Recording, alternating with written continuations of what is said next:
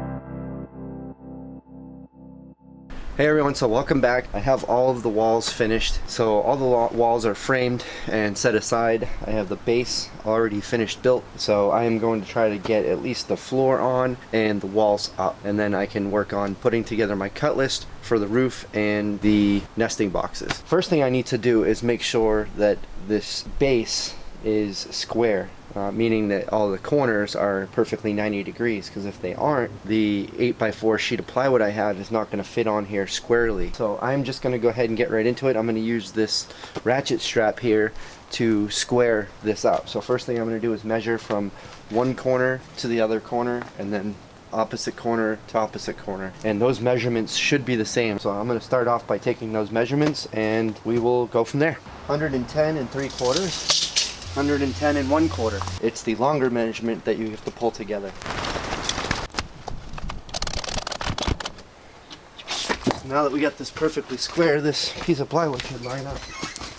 Alright, so now that I get this base squared up, the plywood fits on here just perfectly now. So I'm just going to go ahead and use my battery operated brad nailer. I'm just going to brad this in, because after I'm going to put the walls on here, I'm going to screw down through it anyways, or nail down through it, so it won't really matter that much. Watching the Tradesman channel live. Hey Jim. Alright, now that we got the floor on, I can bring the walls out and we can start putting those on.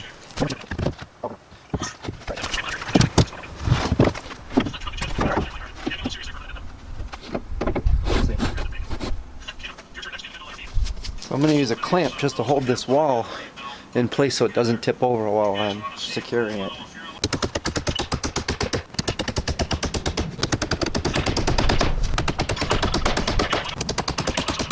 Alright, so it's getting pretty late here now, so I am just going to get these walls brad nailed in place. The two side walls are tiny, so I'm just going to brad nail them in place for now.